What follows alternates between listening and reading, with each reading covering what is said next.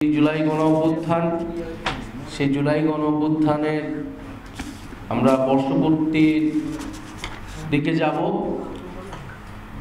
1 জুলাই 2024 সালে বৈষম্য বিরোধী ছাত্র আন্দোলনের ব্যানারে কোটা সংস্কার দাবিতে এই আন্দোলন শুরু হয়েছিল, যা পরবর্তীতে ফ্যাসিবাদ বিরোধী আন্দোলন এবং গণ অভ্যুত্থানে, ছাত্র জনতার গণ অভ্যুত্থানে রূপ নেয়, যার ফলে স্বৈরাচারী ফ্যাসিস্ট শেখ হাসিনা দেশ থেকে পালিয়ে যায় এবং আমরা একটি নতুন বাংলাদেশ বিনির্মাণের লক্ষ্যে তারপর থেকে কাজ করে চলছি। দেখতে দেখতে 1 বছর আসলে পার হয়ে গিয়েছে। এই 1 বছরে আমাদের অনেক প্রাপ্তি এবং অপ্রাপ্তি রয়েছে, কিন্তু সবকিছুর ঊর্ধ্বে গিয়ে আমরা মনে করি যে এই যে জুলাই গণ অভ্যুত্থান বাংলাদেশের ইতিহাসে, এমনকি পৃথিবীর ইতিহাসেও এক অনন্য ঘটনা হিসেবে উল্লেখ হয়ে থাকবে। হাজারো মানুষের জীবনদান, হাজারো হাজারো মানুষের অঙ্গহানি এবং এত রক্তপাত এবং আত্মত্যাগের মধ্য দিয়ে আমরা বাংলাদেশের ছাত্র জনতা একটি মুক্তি লাভ করেছিল এবং নতুন সম্ভাবনার জন্ম নিয়েছিল। ফলে সেই জুলাই আগস্ট সেই 36 দিনকে সম্মানের সাথে, প্রত্যয়ের সাথে স্মরণ করাটা আমাদের সকলেরই নৈতিক এবং রাজনৈতিক দায়িত্ব।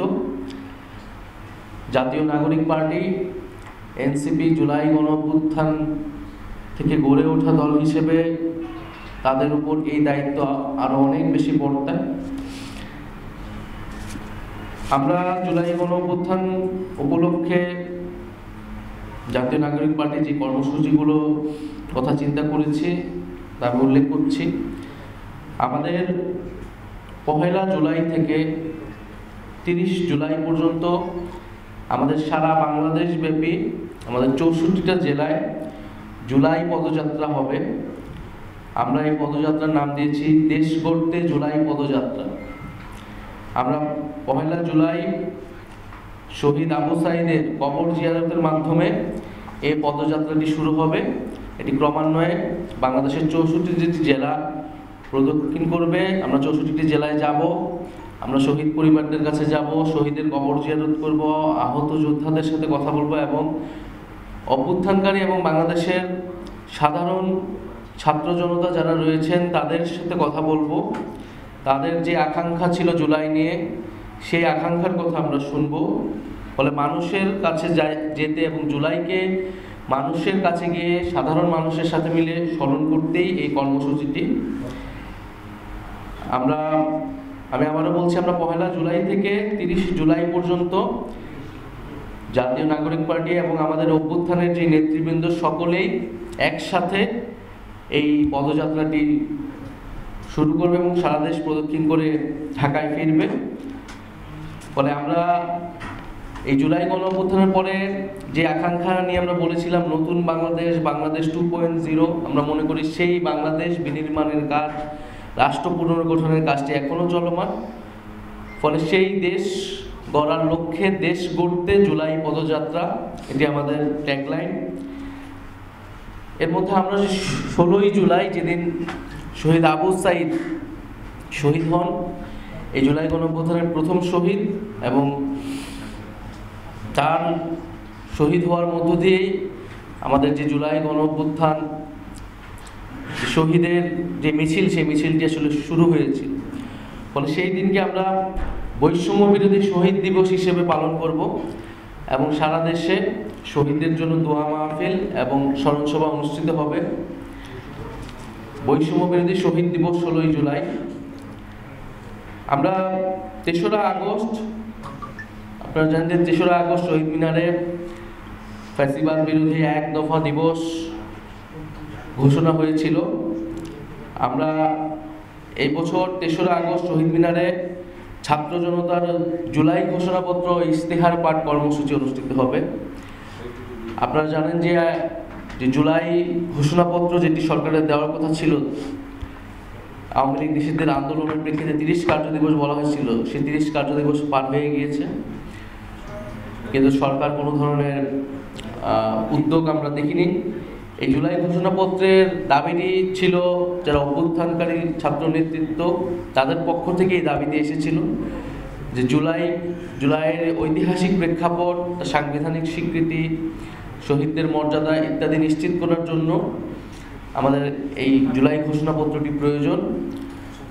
ফলে সরকার যেহেতু এটা তখন বলেছিল সকলের সাথে আলোচনা করে ঐক্যমত্যের মাধ্যমে এটি দিবেন, পরে আওয়ামী লীগ নিষিদ্ধের আন্দোলনের সময় এটি পুনরায় সরকারের প্রতিশ্রুতি দেয়, সেই প্রতিশ্রুতি সরকার রক্ষা করতে পারেনি।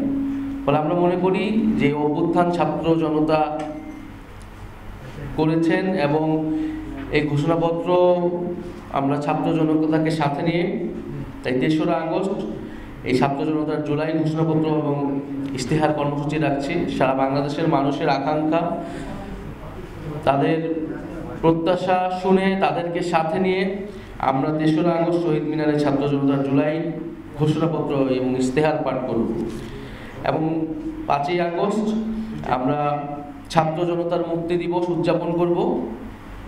৫ই আগস্ট আমরা জানি যে শেখ হাসিনা পলায়নের মাধ্যমে এই গণ অভ্যুত্থান একটা প্রাথমিক বিজয় অর্জন করেছিল এবং বাংলাদেশের মানুষ নতুন করে স্বাধীনতা এবং মুক্তি লাভ করেছিল।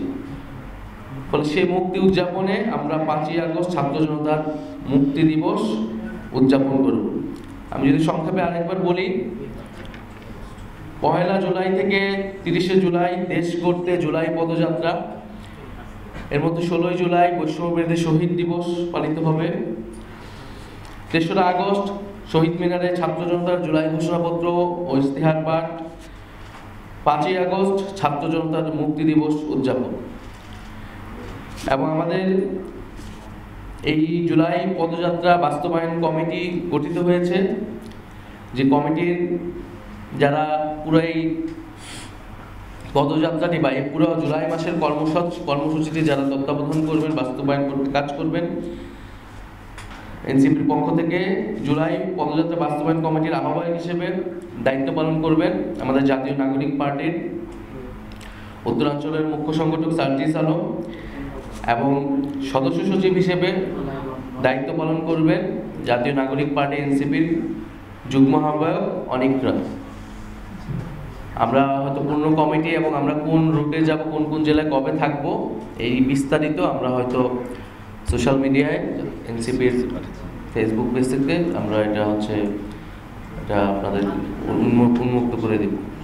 বান্ডেল থাকলে প্রতি সেনমানিতে টাকা বাঁচবে। বিকাশ সেনমানি বান্ডেল কিনে জিতুন প্রতি লেনদেনে। শুরু হয়েছে Standard Charter Channel i Agro অ্যাওয়ার্ডের 10ম আয়োজনের মনোনয়ন গ্রহণ। এবার নতুন ক্যাটাগরি বছরের সেরা ছাদ কৃষক সহ মোট 13টি ক্যাটাগরিতে পুরস্কার প্রদান করা হবে। মনোনয়ন গ্রহণ চলবে আগামী 15 জুলাই 2025 তারিখ পর্যন্ত। বিস্তারিত জানতে ভিজিট করুন www.agroaward.com এবং ফোন করুন 018737000556 এই নম্বরে।